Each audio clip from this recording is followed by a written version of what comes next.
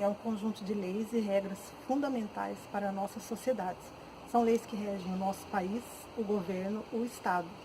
Essas leis definem como se organizam os Estados, os direitos e deveres fundamentais do cidadão e estabelecem os limites do poder. Fundamentais por quê? Porque serve como base para as nossas relações pessoais e interpessoais e as relações dos Estados uns com os outros, para que tudo possa ocorrer dentro da normalidade. Sendo assim, portanto, a Constituição é o primeiro fundamento do Estado, que é chamado Estado de Direito. E por que Estado de Direito? Porque todos nós temos deveres e direitos que estão previstos na Constituição brasileira.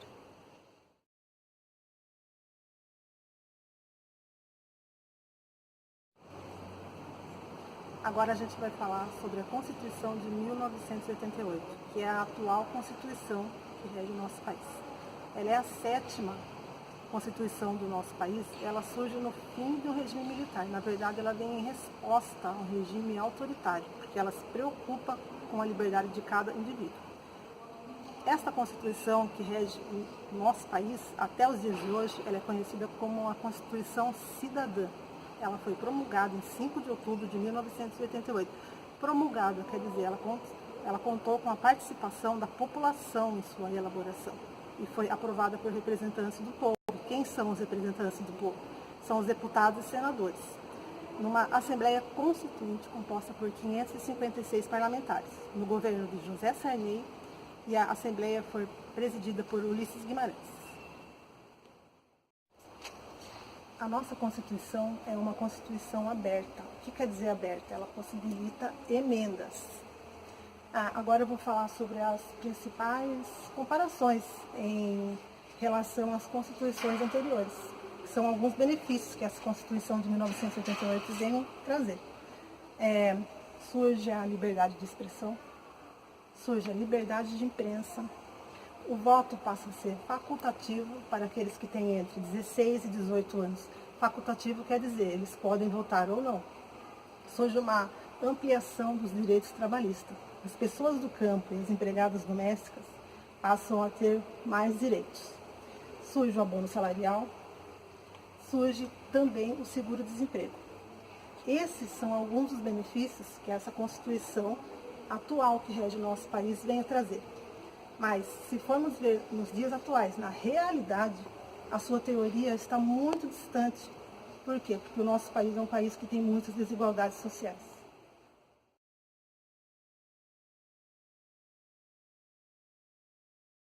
Organização do Estado. O Brasil adotou a federação como uma forma de organização do Estado. E o que seria a federação? Ela é uma aliança dos 26 estados do Brasil para formar um Estado único, que seria a República Federativa do Brasil. Também, como em outros países, aqui ocorre o presidencialismo, que seria o presidente como chefe de Estado e como chefe de governo. O Estado brasileiro, ele é composto pela junção da União, Estados e municípios, que são unidades políticas ou unidades de poder. A União, ela é o conjunto de órgãos e entidades federais, como, por exemplo, a Presidência da República, Receita Federal, INSS, etc. E ela atua no território nacional e externo porque ela representa os interesses do país no exterior. Já os estados os órgãos e entidades estaduais, como as secretarias estaduais, Receita Estadual, etc. E os municípios, que são os órgãos e entidades municipais, como a Secretaria Municipal de Saúde, Secretaria Municipal de Serviços Urbanos, dentre outros. A Constituição Federal Brasileira também prevê situações em que a União, Estados e municípios poderão atuar de forma conjunta, em comum.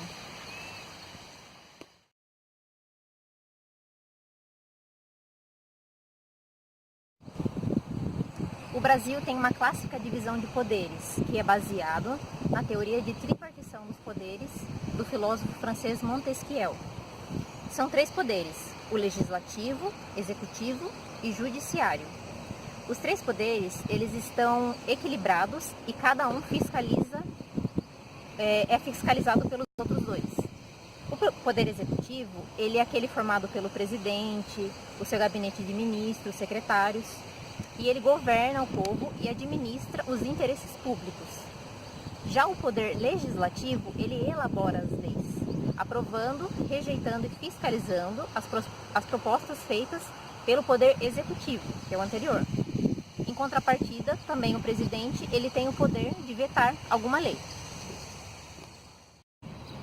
O Poder Legislativo, ele é constituído por parlamentos, congressos, assembleias, sendo o principal deles o Congresso Nacional, que tem 513 deputados e 81 senadores.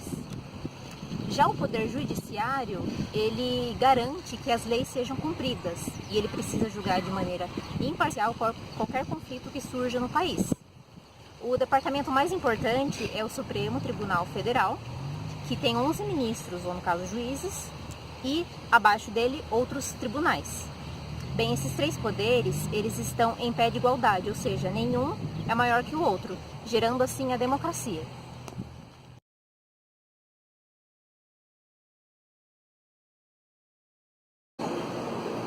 Ordenamento jurídico é a ação e o efeito de ordenar. Este verbo faz referência ao ato de colocar de acordo com o modo ou um plano conveniente de dirigir a um determinado fim ou andar no sentido que seja feito algo. Jurídico, por sua vez, é um adjetivo que qualifica aquilo que está relacionado ao direito e se ajusta ao mesmo. Essas duas definições permitem-nos fazer uma abordagem numa noção de ordenamento jurídico. Trata-se de um conjunto ou de um sistema de normas que regem uma determinada lugar ou época. E isso significa que o ordenamento jurídico pode variar consoante a cidade, ou o estado, ou o país, ou de acordo com o momento histórico em questão. O ordenamento jurídico da democracia é composto pela Constituição, que é a norma suprema do Estado, pelas leis, pelos regramentos, pelos tratados e pelas convenções, e entre outras regulações. A sociedade, assim sendo, organiza-se segundo o seu ordenamento jurídico, que está vinculado aos direitos e objetivos, que é o conjunto de normas que rege uma comunidade. Os diversos componentes do ordenamento jurídico articulam-se de forma coordenada através de uma hierarquia normativa, com a Constituição na parte mais rápida, e respeitando certos princípios, como as temporalidades, segundo com a lei mais recente que roga a lei anterior, isto é, anula e substitui a mesma. É importante destacar que o ordenamento jurídico é dinâmico. Uma vez que o Estado tem poder legislativo, tudo permite adaptar as normas às necessidades específicas da população. Cabe mencionar que o ordenamento jurídico não é o mesmo que a ordem jurídica. Por esse conceito diz respeito ao conjunto de normas que rege uma certa área do ordenamento jurídico.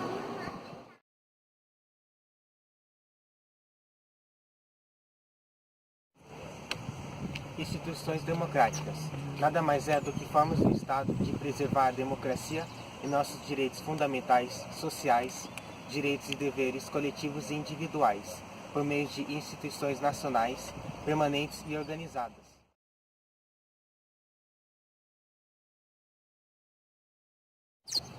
Princípios e normas fundamentais da Constituição Brasileira. Os princípios fundamentais da Constituição Brasileira são destinados a estabelecer bases políticas, sociais, administrativas e jurídicas da República Federativa do Brasil. São as noções que dão razão à existência da manutenção do Estado brasileiro. Tais princípios apresentam-se entre os artigos 1º ao 4º, encampando uma gama de substancial de definições e objetivos a serem respeitados, mantidos e alcançados dentro de todo o território nacional. Princípios políticos constitucionais são decisões políticas concretizadas em normas, as quais dão forma do sistema constitucional. Princípios jurídicos constitucionais são princípios informadores da ordem jurídica nacional. São geralmente normas constitucionais, podendo também ser desdobramento dos fundamentos, princípio da legalidade, da isonomia, da autonomia individual. individual, proteção social do trabalhador, derivados dos direitos sociais. Princípios fundamentais visam essencialmente definir e caracterizar a coletividade política do Estado, assim como enumerar as principais opções político e constitucional.